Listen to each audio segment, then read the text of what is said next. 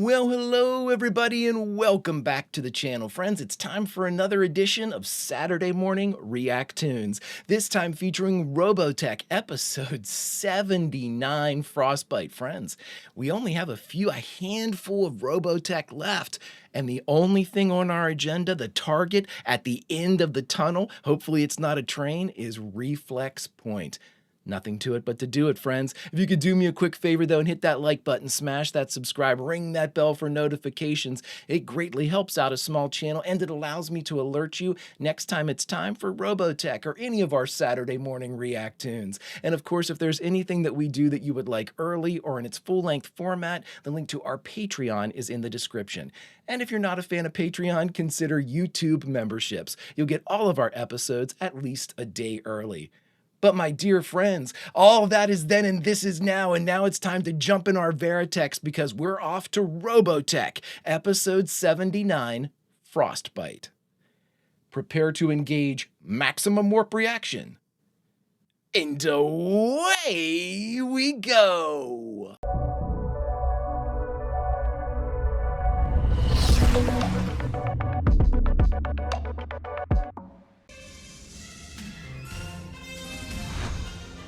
Original fanfare!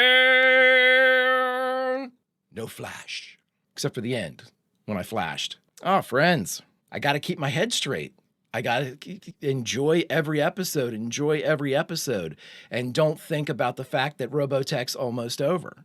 I've got several other Robotech things that I want to watch, but you know, as you all know, the bulk of everything goes away when the series is away. So we'll have a couple little things we'll pick up for Robotech here now and here, there, and around the square. But as for the main story, I think it's safe to say that we're heading towards the final chapter. And it has been an absolute joy to be able to watch all of these with all of you. True Robotech fans, one and all you all are. I love the stories. The stories are the best. I don't know. I've been talking to a lot of people about what to watch next, and I'm gearing up towards maybe Voltron and Thundercats. We'll see though, friends. Let's watch Robotech. Defenders find themselves a mile high in the Rocky Mountains. They dare not activate their alpha. Well, there's the red alpha. So they built a caravan of giant sleds to pull their battlecraft through the icy wastes. That Jeep has done God's work. Certainly wouldn't mind a hot cup of soup right about now. Try not to think about it. It only makes it worse. Like we couldn't ride in the Veritex. It seems like an easier way to stay warm. I'm getting readings indicating a large heat source just beneath the surface. There can't be. It's a volcano. No, I don't think so. It's definitely registering a generator of some kind. And it's just below this layer of snow. How deep in the layer of snow? Huh? It's a city under the ice. It's almost intact. What? The place is probably stuffed with food and supplies. We've got to get down to it. Wait, what are you doing? The ice! Well, they're all going through now. That was a hell of a fall. Hey, I think we can get down to street level this way. Right behind you. So this is like hidden from view from the Invid? The landing gear's been damaged. So I guess that means we're stuck here for a while, huh? That's terrific. You're lucky that's all it was. I mean, because technically you could get into it and transform it and land that way, right? I just hope this town had a good deli. Huh? So it's going to be completely empty, presumably. Look at this. What a magical place. I've never seen a city this big. It's like Rapture. And to think it's been buried here. Huh? Just waiting for you and me to come along. Oh, jeepers. It's just like something out of a fairy tale. Why does it still have power, though? No wonder everything in this place is still operational. It looks like their main generator is sunk all the way down to the Earth's core. Wow. Take a look at this. What is it? To the people of Denver, it's an evacuation order given the day before the This is so cool. Boy, are they gonna be stuck with some utility bill. So this place was called Denver. That's crazy. That's like our first geographical, like, real referent, I think. Ah, mint chocolate. Try it, Marlene. You'll love it. I could live off this stuff and nothing else. Yeah, a lot of this stuff should be okay if it was just right before the Invid, because the Invid haven't been that long ago, right? Peppermint! This is my most favorite thing in the world. You got mints on the brain, kid. I am chugging Cokes. What a mess. We're supposed to be packing the supplies, not eating them. Maybe the others are hungry too. Did you think of that? No, they did not. Vienna sausages? What on earth are they? Well, I'll be. You girls haven't tasted them before, have you? Hey, what do you think? Maybe they're candy? They are not. Well, let's find out, Okay. Are you a big fan of uncooked hot dogs? These things are terrific. Yes, they are. Not peppermint, but they're good anyway. They are the exact opposite of peppermint. If anybody out there has never had a Vienna sausage and you have a hot dog in your house right now, go up to your refrigerator, open it up, take it out of the package, do not cook it, bite into the hot dog. You have now had a Vienna sausage. I mean, I know you were born in space, and this place might not be very important to you. But we were born right here on Earth. Leaving this place now would be like turning our backs on our historical heritage. Yeah, you can definitely take a day.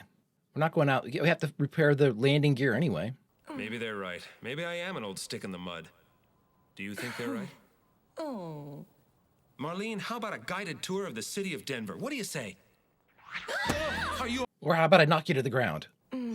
You're not cold? All of a sudden, I feel very warm. This Denver is a magical place. Samurai Records, cool. I can't believe it. Scott's a human being after all. Hey, wait up. Wait for me. Grow up, Yeah, Rand. Damn. dummy. That sounds like something, that my wife would say. Dummy. What is it? Aren't they beautiful, Scott? There. Much better. I was going to say, if we're wiping out on the ice, those are not going to help. Now, you all told me that Marlene's, like, DNA or something was used to create this Ariel. Huh? Oh, Huh? Ah, stupid of me. Show her the changing room, yeah. Step this way, mademoiselle. Scott actually acting human. Would you zip me up? Sure, I'd be happy to. Scott, give me a squad of Invid, he says. I've never been very good at this, you see. I'm only good at taking them down.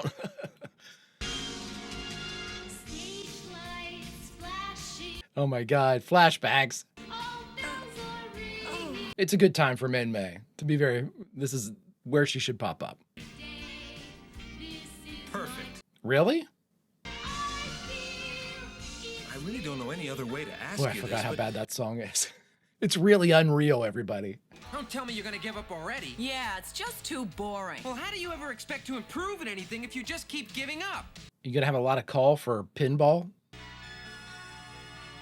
We got our work cut out for Oh, that's cool. They've got the green with the beta, the green alphas with the beta. Annie, I only wish I had my camera. Wait, hold your fire. Hey now! For this picture, I need a bridegroom. Huh? Everything around her seems, at the same time, surprisingly new, yet strangely familiar. It's a cool episode. Good time for it.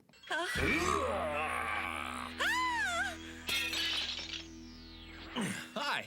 You almost frightened me to death. She runs up. You asshole! Gut punch. Uppercut. Scott. What is it? They're coming. Who are? Oh, Scott, it's hopeless. It's hopeless. There's no escape. The Infinite are coming. I mean, she's never been wrong, so. Oh, this is, what's his name? Looks like we're under attack again. Zero in on my coordinates and let's get ready to meet them. I do like that sequence of transforming. The only thing I question here is Stand a chance head to head against these guys. they wouldn't have seen anything that would have been protoculture related, right? Because they say it's energy from the Earth's core, so. They could have picked up the temperature, though, maybe. Those units are so cool looking. Woo! I mean, the Cyclones are cool and all, but I mean, with this type of unit, you're going to really need the Alphas. And the Beta, I mean.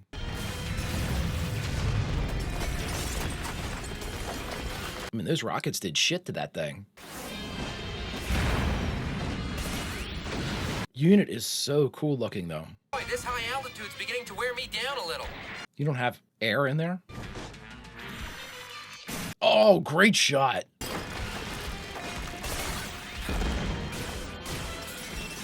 I guess you wouldn't because it has open panels where it's just your clothing, so I guess it's not sealed.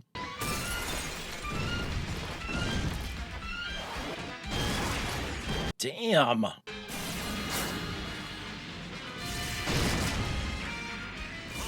Just can't scratch these things. I'm coming, Scott. Oh, man. Come and get us, you hunk of junk! Watch out, guys. Oh, her dress. You dropped your dress! Well, Marlene, no, no, no. Get to the roof, all of you! Oh, God.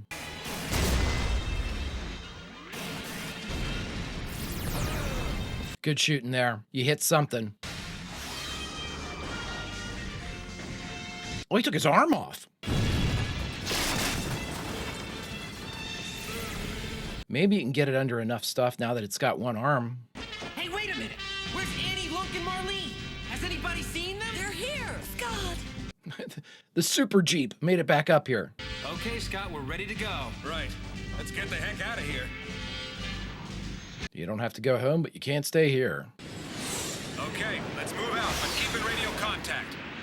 Just whatever you do, don't get into a fight. It's now or never. You blew up Denver? Jeepers, what was that? I rigged the main generators to feed back on itself so it'd blow a mile high. Then those Invid are goners! Let's hope so. Well, there goes, I always forget the two names of the simul agents, or whatever they are, that are piloting the Invid. How did Marlene know the Invid were coming? Dude, she always dies. Almost as if Marlene was one of them. How's this a huge shock, everybody? Cool final shot. All right, everyone, we just finished watching Frostbite, the 79th episode of Robotech, and the only thing left to do is talk about it. All right, everyone, we just watched Frostbite, the 79th episode of the one and only Robotech. Friends, you know, this was a good episode because it was about time for us to get a little bit more characterization, especially on Scott. You know, Scott's been in and out as far as like development. Marlene, we're in a desperate need now for Marlene's character to make a move. And by a move, I don't mean like betray the group or anything like that, but to have some type of arc, to have some type of like moment of, you know, a choice. She has to make a choice here pretty soon. And again, it's kind of unfair to have her do that because she can't remember anything. So, you know, obviously she's going to side with what she knows, which the freedom fighters right now are her family found. But again, I want some type of like realization, something from her prior whatever to bubble to the surface where she's presented with, you know, the past versus the present and future, one of those types of things. We've had that with several characters, especially like the alien characters before. It's Marlene's time. And I thought this was a good setup for that too, especially the ending shot with the eyes going closed, because, you know, there's a lot of kind of imagery to take away from that. You know, like what does that mean? Is it like a resignation? Is it like a remembrance? Is it, you know, introspection? What exactly is going on with Marlene? And it's the thing I like the thing I like the most about Robotech is in most cartoons you wouldn't have that type of narrative discussion because you know, it'd be as overt as it could possibly be to make sure it hits the target audience. But Robotech, they work with nuance and subtlety, and they want to make sure that, you know, they are presenting these things in the most organic way that they can, and also with as much realism as they can. You know, it's not just the character deaths, and it's not just the violence, and it's not just the, you know, basically adhering to a specific set of like physics, you know, for our world, or yeah, I should say science, you know, with proto-culture being in demand, you know, resource management, everything seems to be as realistic as they can make it. And again, they're just falling into that too with the development of these characters. They're not rushing anything. They're taking their time with it, which is one of the things I like the most about Robotech. I mean, it in many ways, and though I wasn't a huge fan of Zor, you know, you had that type of Zor not really remembering, having the like those big spots in his history that he couldn't piece together, and then slowly sort of getting the realization of what he was. But that made for a very compelling moment. That made for a very compelling, when his final realization makes his Zor's ultimate sacrifice, more poignant. It's not something that he just kind of fell into. He made a choice, and he, was basically being as noble as he could in the end of everything, especially since he realized that he had caused a lot of these troubles. Or I should say, his like genetic essence or whatever had caused a lot of these troubles. But I don't want something obviously exactly like that with Marlene, but something like that, some trial.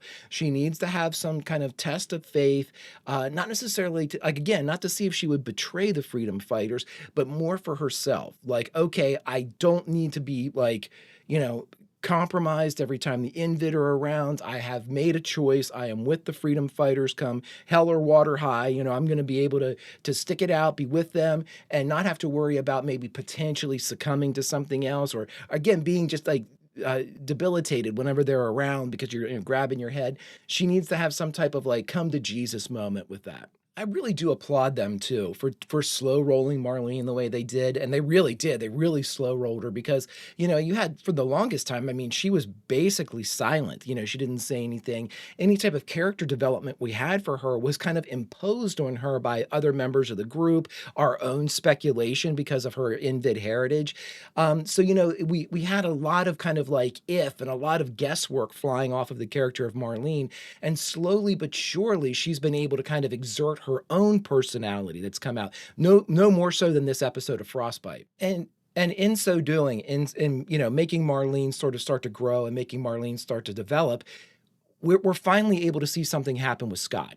Scott's just trauma-filled, deservedly so, and he's got the incredible pressure of command on him, a command he does not want. Making Marlene and Scott have the same episode where they kind of have like an equal amount of development, I guess you could say, and having them kind of set against one another, not as adversarial, but set against one another in their scene work helps out a lot too, because we get to see what Scott's going through. And I was trying to say it during the reaction, but I think a lot of you have made mention that, whenever Ariel or Marlene too, as she was like composed or whatnot, I remember a couple of people making comments like there was like genetic material that came from the original Marlene potentially. I'm not 100% sure about that, so I won't talk about that, but help me out, everybody. But with this particular instance, when you had Marlene and Scott both working against each other in these scenes, it helped to kind of build each one by using the other, which is normally something that you can't do with people that don't understand one another, because, you have Scott's got a completely different idea of what Marlene 2 is. He sees his Marlene. And again, when Marlene 2 is looking at Scott, I'd like to know what she's having happen here. Is she falling in love with him? Or are these like memories that she's pulling from, or some kind of like unknown attraction that she has? I like to think, and I'm kind of looking at Ariel maybe.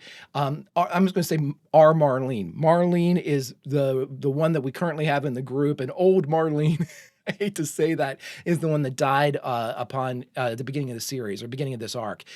So with Marlene, making these strange growth movements, you know what I mean? Where she's basically has to rely on Scott or Rand or anybody to kind of get her footing and get moving. I like the way that they took it this slow with her, because taking it slow with her means that you kind of have to take it slow with Scott. And Scott's in a position where he's on the razor's edge. I mean, he's had the rug pulled out of him numerous times. He was never supposed to be in command. He's had the one at the above all, his fiancée, old Marlene died. And so he's stuck with this vestige of this woman who is called Marlene, a command he doesn't want, and trauma from losing literally everybody, and the responsibility of destroying reflex points so Admiral Hunter can make it. I mean, no pressure, buddy. But again, I just think that, we didn't have a whole lot of fighting in this one until the Invid found them at the end. But I think it was a really good time for this moment to kind of really push Marlene, really push Scott up to the front, give us a good hard look at them, because they're going to be in play here towards the end. I mean, they have to be. They have to be in play at the end here. And I mean, going by the historical Robotech, which bears no similarity as far as independent properties to this one, but somehow they always seem to have similar arcs whenever these different legs come around. You know, obviously this alien presence inside the group of humans that we have with the freedom fighters is going to come into play. That's the bridge and connection to the Invid. Whether it's something like in the past where we've had the ability to, Miria be able to kind of bridge, Max and Miria be able to bridge the gap between the humans and the Micronians and the Zentradi, you know, whether it be, you know, Dana and Zor and the Masters, not necessarily, but the clones of the Masters and everything kind of coming back into fold with everything with Octavia and everybody. You know, I don't know if it's going to be something similar to that, or it's going to be something that like Marlene makes the decision to really fight against the Invid or join them. I mean, I'm not ruling that out either. It's something that it's a strong Robotech trope that's always done a little bit differently because these are different properties and somehow it all works out for Carl Masick and everybody.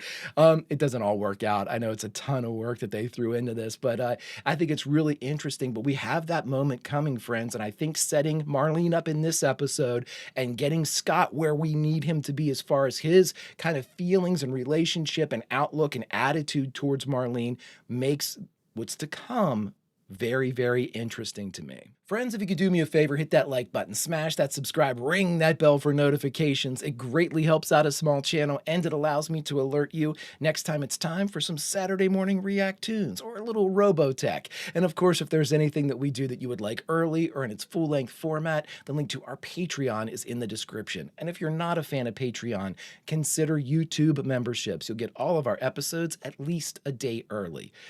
But my dear friends, all that is then, this is now, and now it's time to say goodbye. So where should we say goodbye from? Well, friends, I say we say goodbye from the before it has been exploded and destroyed by Lunk, we get to walk around the streets of Denver. Because, friends, inside this snow globe that they made of this once great city, now an empty, the biggest of the ghost towns, we get to walk through and see what was, and potentially what might be.